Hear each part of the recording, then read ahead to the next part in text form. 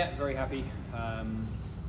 Fully deserving, I felt, on over the course of not just the 90 minutes, but chances we had in, especially the first overtime period as well.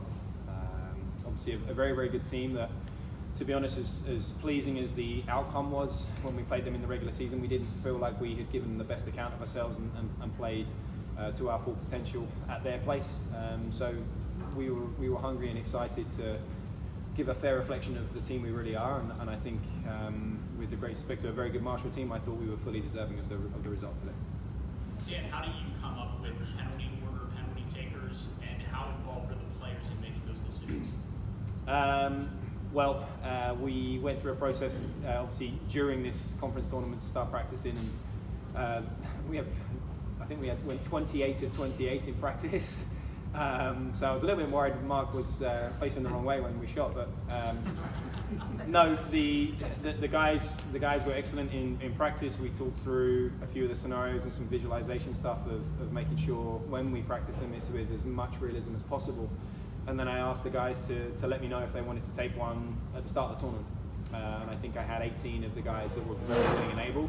I checked with them again before we came up with our list, and no one backed away. Every one of them was willing and able. So I felt really good about those that were mentally prepared to deal with that situation, and obviously they executed incredibly well.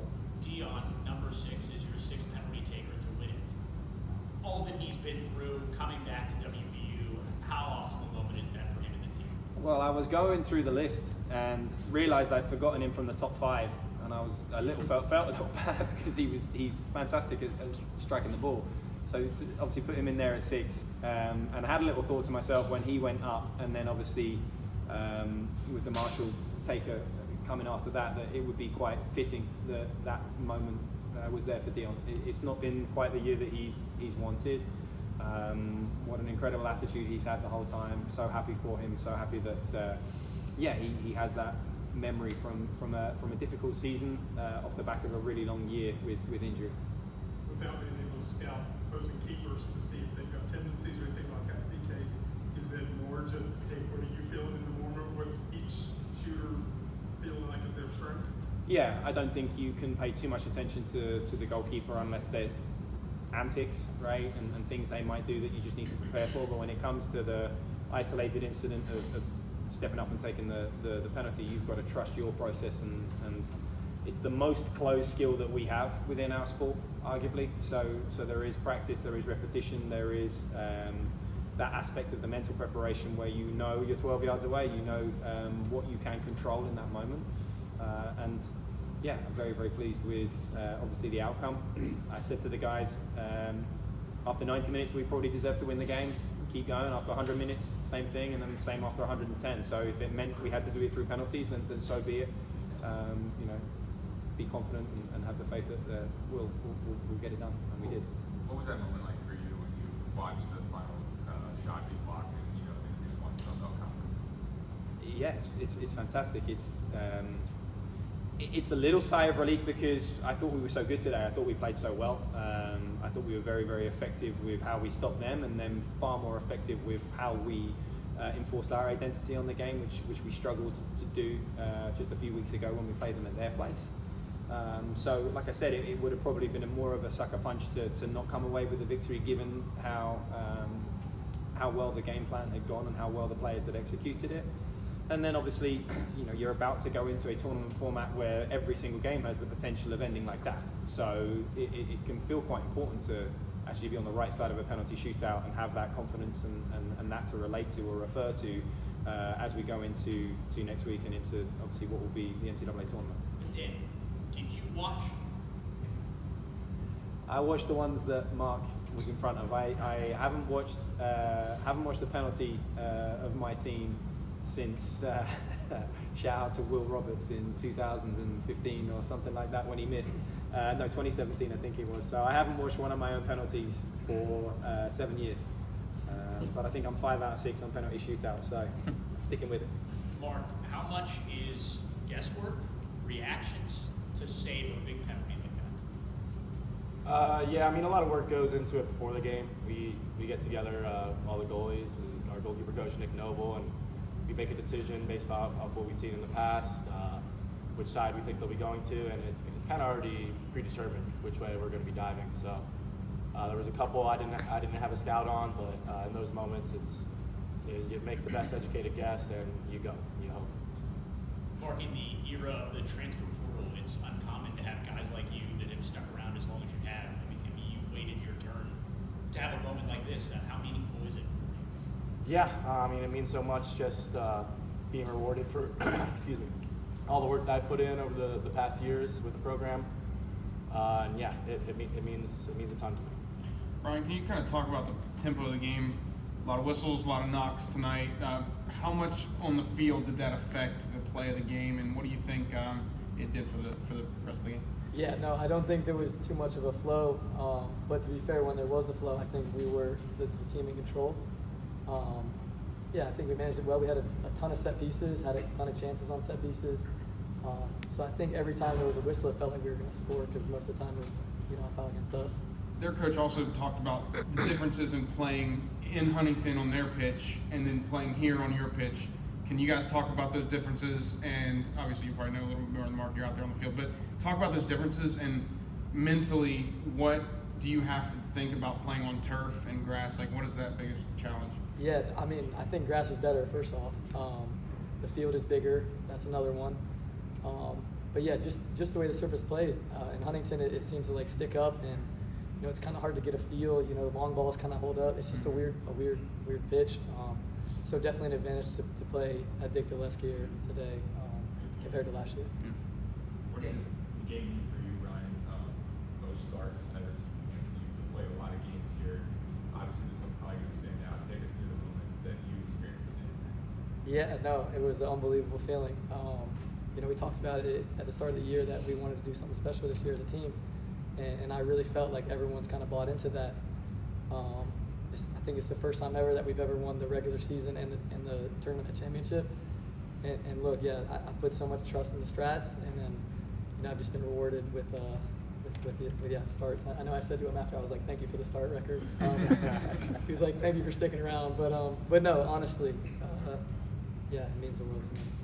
Dan, their goalkeeper was very, very good today. What can you say? You had many opportunities that he just was able to save. What was kind of the message to the guys, especially after going into the overtime period, just to try to find something? Yeah, just to not linger in the past for too long, right? We had some great opportunities, and he denied a couple of them, and you can't take a moment to think about what could have been and what just transpired. It's with a team like that, and it was kind of a slight reverse of the first game where they were a little bit more transitional, and we were a little bit more territorial and had more of the ball, I felt.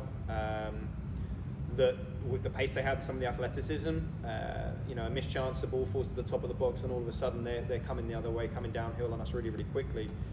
We just had to be really resilient and then not get too carried away that we were going to, because we'd had success, not get carried away to get too many numbers in the box and not have the capacity to transition with them, because that looked like the longer the game went on, that looked like their greatest threat.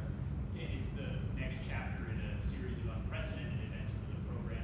College Cup last year, doubled this year for the first time. What makes your program unique, and why are these things happening now? I mean, these guys, we have a senior class and a leadership group amongst them that love winning, hate losing, and are completely aligned with, if when I got the job, and what do you envision and what does it look and feel like within the locker room? What does it look and feel like to a man within your student athletes? This is it, and the rest of that group as well. It's a really, really special group. They deserved what they got in the regular season. They deserve what we got today, and we'll be working really hard to earn everything we possibly can in this NCAA tournament. That made your case for national seed? I certainly think so. Yeah, we have the fourth best conference in the country. We've won that. If anyone were to look at the game again, and I mean this in the most respectful way, we deserve to win the game today. Okay, we don't get the RPI implications of the win, but interesting that Marshall probably took more away from today with the tie than perhaps we did. I think they've gone from, I think they were 13 before today, and they've jumped to 8. So we've gone from 17 to 16, but I think we're a really, really solid 16 in that regard. before today, I think Ohio State's playing right now. There were 3 teams in the country with only 1 loss on their record. It was us, Marshall, and Ohio State. Ohio State's won in the RPI, and obviously we've just played. So from my perspective, absolutely. And yeah, I hope the committee sees it that way tomorrow as well. So since Dan doesn't watch the PKs, for you two, the first one that is partially deflected, how long does it take that ball to creep across the goal line as you're watching for it? Yeah, I think Marc probably had a better view. of that. Yeah, He's probably answered I had that a one. very good angle. That was one of the most unbelievable penalties I've ever seen. I mean, it quite literally rolled one time across the line and then stopped after hitting both posts. So it was quite crazy. That's all I can describe it as. Coach, how unique is it for both Division I soccer programs at the men's level to be as successful as you guys both are in something like this today? I mean, how unique is that for the state of West Virginia? I mean, if you look at its long-standing history, it's incredibly unique. If you look at the short history of Chris's arrival there, and obviously what we feel like we've been building over the 5 years that I've been here now, it's kind of commonplace. It's pretty cool. You know, me and Chris still have a good relationship and enjoy each other's company. I love working for him, and I admire what he's done at Marshall. But even on a day like today, you've got to take a moment and say, this is pretty cool what we, as in Chris and Marshall and myself, what we have been able to build here, right? What we've been able to achieve as far as we're in Huntington the other day in front of 3,000 plus. We're here again in a conference championship for the 2nd year in a row. Both teams in a really competitive conference are at the top at the end of it all. Yeah, I think every now and then we should pause and perhaps not be enemies, but give each other a pat on the back for the fact it takes 2 to tango in this, and the in-state rivalry is obviously really, really big. Great to be on the right side of it, but like I said, a healthy amount of admiration and respect for what they're doing in Huntington. What are those pregame conversations between you and Chris like? Pretty typical. We're often plotting and scheming as to how we're going to make this thing even better, even bigger. Whether that's on a national level, with obviously a lot of changes potentially down the pipeline. Within college athletics, we're trying to make sure that both Marshall and West Virginia are really, really well placed to be competing at the highest level within college soccer. So honestly, that occupied a lot of today's conversation. But like I said, we really enjoy each other's company. I don't necessarily enjoy arriving in Huntington, if I'm honest, and I'm not sure Chris always enjoys arriving in Morgantown, but I look forward to seeing him, and I feel as though the feeling is mutual. What can you say about the environment today for any of you guys, just the fans that came out, and Marshall even had some Kelly Green out there too. What can you say about how big that environment was? Yeah, no, it was an unbelievable environment. You know, it's a big game when they got the people behind the goals, and we saw that on both ends. But yeah, I'm so thankful to play for this university and play in front of those people. Yeah, they brought the energy, and I'm glad we got it done for them. Marc, can you walk us through the emotions when you make a game-winning save and you run to that student section crowd and you on your knees and then everyone comes around and the whole thing? Can you walk us through what that Yeah, I was ecstatic. Just so happy. I finally got my opportunity to hit a little knee slide. So usually you can only do that when you score goals. One of the rare occasions a goalkeeper might be able to is if he makes a game-winning save in the PK shootout. So I was happy to get the knee slide in, and I'm happy to win the game, and I'm happy to make the save. I was full of positive, happy emotions. It was the best. Thanks, guys.